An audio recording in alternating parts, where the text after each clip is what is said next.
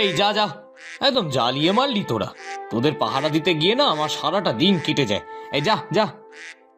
গফুর মিয়া নৌকাতে বসে যখন মোড়ল মশাইয়ের হাঁসগুলো পাহারা দিচ্ছিল, ঠিক তখনই মোশাররফ অন্য একটি নৌকা চালিয়ে সেখানে এসে বলল, কি গো গফুর মিয়া, এখনো হাঁস পাহারা দিচ্ছ?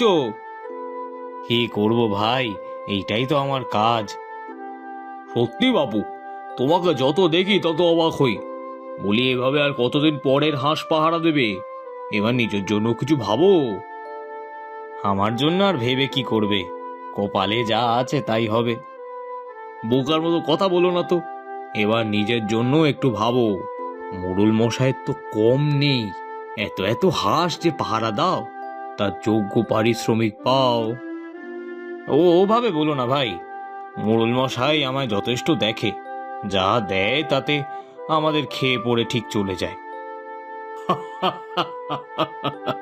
শুধু চললেই কি হলো, মেয়েটা তো বড় হচ্ছে। তাছাড়া জাহানারা ভাবিরও তো কিছু শখ আহ্লাদ আছে নাকি? তা তুমি ভুল বলনি, কিন্তু আমার যা কপাল, তা নিয়ে আর কি করবো বলো। দেখো গফুর মিয়া, বোকার মতো কপাল চাপড়িও না বুঝলে। মোড়ল মশাইয়ের প্রায় সপাচে হাঁস আছে, এর মধ্যে দুটো চারটে এদিক ওদিক হয়ে গেলে কিচ্ছু যায় আসবে না। চুরি করে নাও বুঝলে, কিন্তু তোমার ঠিক উন্নতি হবে। ছিজি, এসব কি বলছো? ঠিকই বলছি। দেখো ভাই, আমার মুখে তোমাদের মতো অত রাগ ঢাক নেই। যা বললাম একটু ভেবে দেখো। যাকগে, আমি আসি। এই বলে মোশাররফ তার নৌকা নিয়ে চলে গেল, কিন্তু গফুর মিয়া যেন গভীর চিন্তায় পড়ে গেল।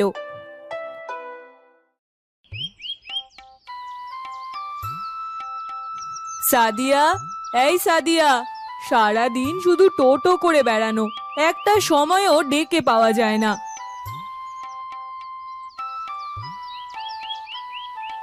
কি হয়েছে মা, ডাকছো আমাকে? কোথায় ছিলি এতক্ষণ, ডেকে পাওয়া যায় না যে? পারে, আমি তো পুকুর পাড়েই ছিলাম। এবার বলো তো, ডাকছো কেন? কেন আবার? তাড়াতাড়ি খেয়ে নে দেখি, আমাকে আবার ডিম বেচতে যেতে হবে। দূর, রোজ রোজ এই একই ভর্তা আর ভাত খেতে আমার একদম ভালো লাগে না। আচ্ছা মা, শীতের দিনে নাকি হাঁসের মাংস আর খিচুড়ি খেতে খুব স্বাদ? হ্যাঁ রে মা, কিন্তু তুই কি করে জানলি? বারে, আয়েশার মা তো নাকি প্রায়ই রান্না করে। ও মা, মা, আমাদেরও একদিন রান্না করো না। মারে, হাঁসের যা দাম, আমরা হাঁস কোথায় পাবো বল? বারে, বাবা তো প্রত্যেক দিনই অত অত হাঁস দেখাশোনা করে, আমাদের কি আর হাঁসের অভাব? পাগলি মেয়ে আমার। আরে বাবা, ওগুলো কি আর আমাদের হাঁস নাকি? ওগুলো তো মোড়ল চাচার হাঁস। দূর বাবা, ওর থেকে একটা দুটো হাঁস যদি আমরা রান্না করে খাই, তাহলে কি আর মোড়ল চাচা রাগ করবে নাকি? ছি মা, ও কথা বলতে নেই। নে, তাড়াতাড়ি খেয়ে নে দেখি। না মা, আমি হাঁসই খাবো, ওই ভর্তা ভাত আমি খাবো না। এ কথা বলেই সাদিয়া সেখান থেকে চলে গেল, আর জাহানারাও মন খারাপ করে কাজে লেগে পড়ল।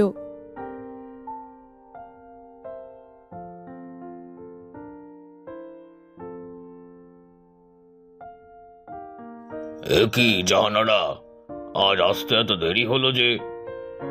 মাফ করবেন মোড়ল মশাই, আজ বাড়ির কাজ সারতে একটু দেরি হয়ে গেল।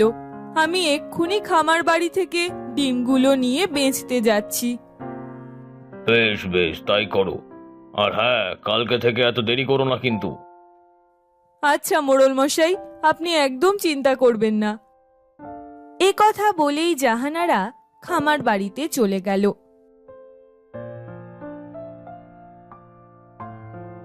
হায় আল্লাহ, দুটো টাকার জন্য কত কষ্ট করি, কবে যে আমাদের কপালটা একটু খুলবে। যাই, ডিমগুলো সাবধানে বের করে আনি।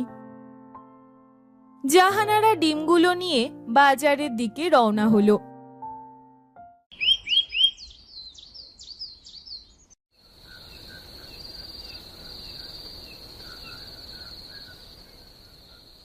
হ্যাঁ গো, রাত তো কম হলো না, ঘুমোবে না?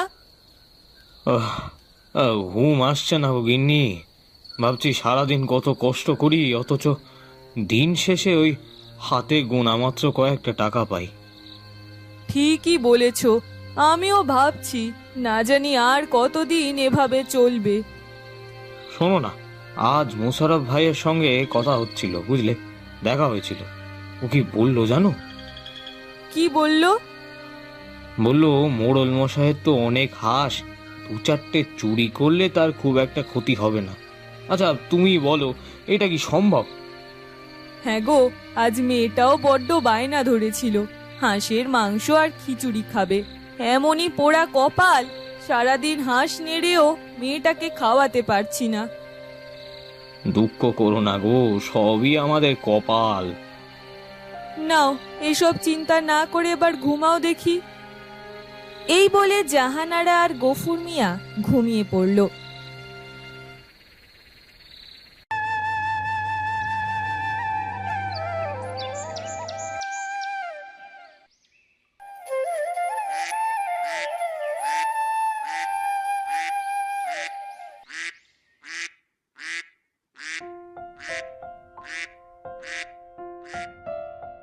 কি গো গফুর মিয়া, বসে বসে ঘুমাচ্ছ? আরে মোশারেফ, কখন এলে? এসো এসো। সত্যি কখন যে চোখ লেগে গেছে, একদম টেরই পাইনি। তা করলে কি হবে নাকি? তা কাল তোমাকে যা বললাম, সে ব্যাপারে কিছু ভাবলে? না গো, ওইসব নিয়ে আর ভাবিনি। যাকে বেলা তো পড়ে এলো, যাই হাঁসগুলোকে নিয়ে একটু খামার বাড়িতে যাই গে। আসি গো ভাই। সেখানে গফুর মিয়াকে দেখে মোড়ল বলল, এ কি গো গফুর মিয়া, বলছি হাঁস আজকে এত কম কম দেখাচ্ছে কেন? কি যে বলেন মোড়ল মশাই, আরে কম হবে কেন? যা ছিল তাই তো আছে। না, আমার তো মনে হচ্ছে না। এই এই চোখে আমার ভুল দেখার কথা না। ঠিক আছে, আমার সামনে একবার গোনো দেখি।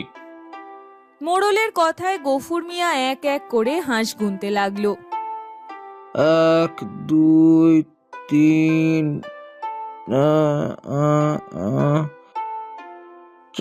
491 492 493। হ্যাঁ, আর আরে তাই তো, 7টা হাঁস কম কেন? সে কি গফুর মিয়া, হাঁস এত কমে গেল কি করে? আমিও তো তাই ভাবছি মোড়ল মশাই, কমে গেল কি করে কিছুই তো বুঝতে পারছি না। গতকালও তো মোট 500 হাঁস ছিল। দেখো গফুর মিয়া, তোমাকে আমি খুব ভরসা করি, তাই এই কাজে আমি তোমাকে নিযুক্ত করেছি, কিন্তু আজ তো ব্যাপারটা সুবিধের ঠেকছে না। আগে মোড়ল মশাই, আমিও তো কিছুই বুঝতে পারছি না। আচ্ছা, তাহলে আজ এসো, আমি কাল দেখছি কি করা যায়।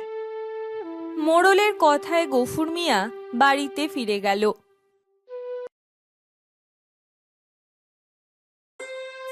পরদিন সকালে জাহানারা যখন হাঁসের ডিম নিতে খামার বাড়িতে এলো, মোড়ল বলল, এই যে জাহানারা, তোমার ডিম নেওয়া হলো?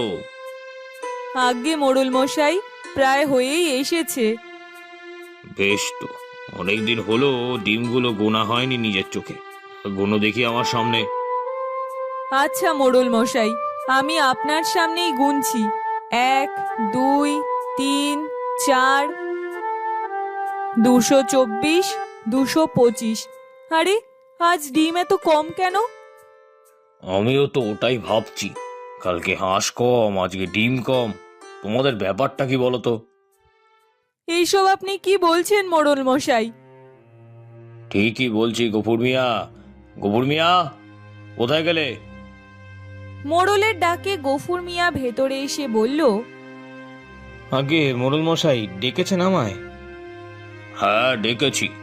সত্যি করে বলো তো, রোজ রোজ আমার হাঁস ডিম কোথায় যাচ্ছে সব? সেই সব আমি কি করে জানবো মোড়ল মশাই? আরে তুমি জানবে না তো কে জানবে? হ্যাঁ, সারাদিন তো তুমি ওদের পাহারা দাও, তার মানে কি রক্ষকই ভক্ষক নাকি? এসব আপনি কি বলছেন মোড়ল মশাই? আমরা এতদিন ধরে আপনার কাজ করছি আর আপনি আমাদের অবিশ্বাস করছেন। দেখো বাবু, লোভ বড় খারাপ জিনিস। আর তাছাড়া অত শত আমি জানি না। যতদিন না আমার হাঁস আর ডিমের হিসাব দিতে পারবে না, ততদিন তোমাদের কাজে আসতে হবে না। না না মোড়ল মশাই, এই গরিবের পেটে এইভাবে লাথি দেবেন না, নইলে যে মেয়ে বউকে নিয়ে একেবারে পথে বসবো। বললাম তো, হিসাব না পেলে তোমাদের কাজে আসতে হবে না, রাখতে পারবো না। এখন যাও আমার সামনে থেকে, যাও। এ কথা বলেই মোড়ল মশাই ভেতরে চলে গেলেন আর গফুর মিয়া আর জাহানারা কাঁদতে কাঁদতে বাড়িতে ফিরে গেল।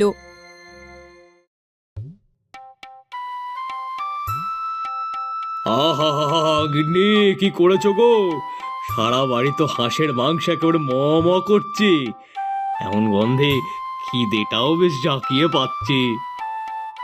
উঠবে না এমন তাজা তাজা হাঁস? আজ দেখবে খিচুড়ির সাথে কেমন জমে যায়। লায়লা আর মুশারফ যখন কথা বলছিল, তখনই তাদের মেয়ে আয়েশা সেখানে এসে বলল, মা, ও মা, আজও হাঁসের মাংস আর খিচুড়ি রান্না করেছো? আরে আস্তে আস্তে কথা বল, খবরদার আয়েশা, কাউকে বলবি না কিন্তু। রোজ রোজ হাঁসের মাংস খাচ্ছি শুনলে সবাই টের পেয়ে যাবে। কি টের পেয়ে যাবে মা? আহা, মেয়ের সামনে বলছো কেন এরম ভাবে? যা মা, যা ভেতরে যা। খিচুড়ি হলে তোর মা তোকে ডেকে নেবে, যা। মুশারফের কথায় আয়েশা ভেতরে চলে গেল। ওদিকে গফুর মিয়া আর জাহানারা কাঁদতে কাঁদতে বাড়িতে ফিরে গেল। এ কি মা, বাবা, তোমরা এত তাড়াতাড়ি ফিরে এলে যে? হ্যাঁ রে মা, আমাদের আর কাজ কি, এখন থেকে সারাদিন বাড়িতেই থাকবো। সে কি, মোড়ল মশাইয়ের খামার বাড়িতে যাবে না? না রে মা, আর কোথাও যেতে হবে না। হায় আল্লাহ, এই ছিল কপালে। এতদিনের সততার এই পুরস্কার দিলে আল্লাহ। আল্লাহ, এই ছিল।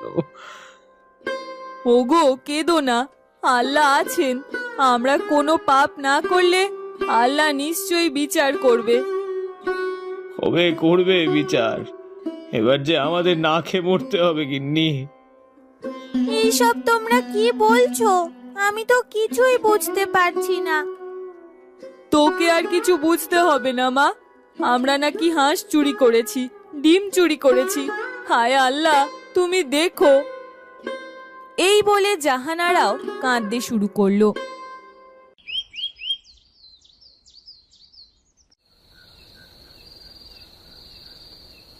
ওদিকে লায়লার রান্না শেষে মুশারফ আর আয়েশা খেতে বসলো। সত্যি মা, আজ হাঁস রান্নাটা যা হয়েছে না, একদম খাসা। কি বাবা, তাই না? হ্যাঁ রে মা, হ্যাঁ ঠিক বলেছিস। ওগো, বলছিলাম বাকি হাঁসগুলো কালই বাজারে নিয়ে যাও, কাল তো আবার হাট আছে। হ্যাঁ গো, আমিও তাই ভাবছি।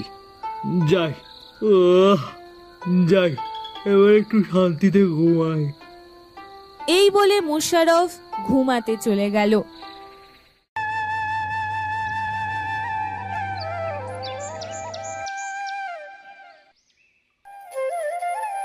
পরদিন সকালে মাঠে বসে সাদিয়া আর আয়েশা যখন খেলছিল, তখন আয়েশা বলল, এ কি রে সাদিয়া, রোজ রোজ তুই খেলায় হেরে যাস, তোর গায়ে কি একটুও জোর নেই? কি করব বল, আমি তো আর রোজ রোজ তোর মতো হাঁসের মাংস আর খিচুড়ি খাই না। আমার গায়ে শক্তি আসবে কোথা থেকে বল? তা তুই মন্দ বলিসনি, জানিস তো কাল রাতেও আমি খিচুড়ি আর হাঁসের মাংস খেয়েছি। বলিস কি রে, কালকেও? হ্যাঁ রে আয়েশা, রোজ রোজ এত হাঁস কোথায় পাস তোরা? সাদিয়ার কথায় আয়েশা একবার এদিক আর একবার ওদিক তাকালো। তারপর সাদিয়ার কানে ফিস ফিস করে কিছু একটা বলতেই সাদিয়া বলল, বলিস কি রে? হ্যাঁ রে, সত্যি বলছি, তবে তুই কাউকে বলিস না যেন। না না, আমি আবার কাকে কি বলবো। এবার আমি আসি রে, বাড়িতে আমার অনেক কাজ। এ কথা বলেই সাদিয়া সেখান থেকে চলে গেল। ওদিকে মুশারফ হাঁসগুলো নিয়ে হাটে গিয়ে বলল, কি গো ভাই, কেউ চুপ করে রইলে যে, কোনো কিছু বলছো না তো?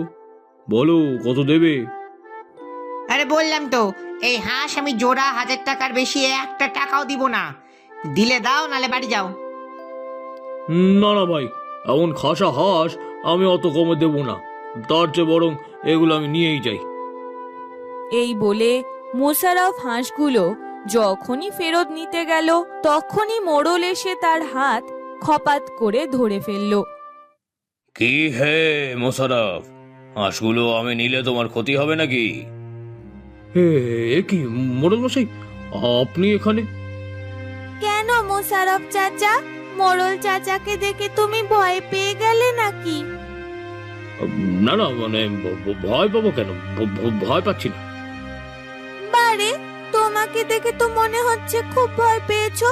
কি মোড়ল চাচা, তাই না? হ্যাঁ রে মা, তাই তো মনে হচ্ছে। কি গো মোশারেফ মিয়া, সত্যিটা এবার তুমি স্বীকার করবে নাকি তোমায় পুলিশে দেবো? হ্যাঁ, মোড়ল কথা বলার সাথে সাথে মুশারফ তার পা জড়িয়ে ধরে বলল, আমাকে ক্ষমা করে দিন মোড়ল মশাই, লোভে পড়ে আমি অনেক বড় পাপ করে ফেলেছি। দয়া করে আমাকে ক্ষমা করে দিন, আমাকে পুলিশে দেবেন না। মুশারফ কথা বলতেই গফুর মিয়া সেখানে এসে বলল, ছি ছি ছি ছি মোশারেফ ভাই, শেষে কিনা তুমি আমার এত বড় ক্ষতি করলে। এবার বুঝেছি কেন তুমি আমার সেদিন চুরির কথা বলছিলে। আজ বুঝতে পারছি আসলে আসলে চোর তুমি, যে নিজে চুরি করে আমাকে ফাঁসিয়েছে। ছি। আমায় ক্ষমা করে দাও গফুর। আসলে তোমার তোমার আসলে তোমাকে আমার খুব হিংসা হতো। গ্রামের সবাই তোমায় বেশ ভরসা করছে, অথচ আমায় দেখলি কেমন অসৎ ভাবে। ভেবেছিলাম হাঁস চুরি করে লাভ হবে, যখন তোমাকে চোর সাজিয়ে দেবো, বেশ আমারই লাভ হবে। তাই বলে বিনা অপরাধে আমাদের এমন ফাঁসালেন ভাই? তুমি ভারী অন্যায় করেছো মোশারিফ। তোমার কারণে আমার এতদিনের বিশ্বস্ত লোক গফুর মিয়াকে আমি অবিশ্বাস করেছি, তাই আজ তোমাকে আমি পুলিশে দেবই। না না মোড়ল মশাই, আপনি মোশারফকে পুলিশে দেবেন না। ও না বুঝে এমন একটা অন্যায় করে ফেলেছে, কিন্তু পুলিশ ওকে ধরে নিয়ে গেলে ওর বউমের কি হবে? ওরা তো খেতে পাবে না। গফুর মিয়ার কথা শুনে মুশারফ কাঁদতে কাঁদতে বলল, আমায় ক্ষমা করে দাও গফুর মিয়া। তোমার মন কত উদার, অথচ আমি তোমাকে কিনা বিনা অপরাধে শাস্তি দিতে চাইছিলাম। আমাকে ক্ষমা করে দাও গফুর মিয়া। সত্যি গফুর, তোমার কোনো তুলনা নেই। আর সাদিয়া মা, তোর মাথায় অনেক বুদ্ধি। তোর কারণেই আজ আমি চোর ধরতে পারলাম। হ্যাঁ মোড়ল চাচা, আয়েশা আমায় সত্যিটা বললো বলেই তো পারলাম। এবার বল দেখি তুই কি চাস? বেশি কিছু না, শুধু একদিন খিচুড়ি আর হাঁসের মাংস খেতে চাই, ব্যাস। বেশ বেশ, তাই হবে তাই হবে। আর হ্যাঁ গফুর, তুমি আর জাহানারা আমায় ক্ষমা করে দিও। হ্যাঁ, আমার বড় ভুল হয়ে গেছে।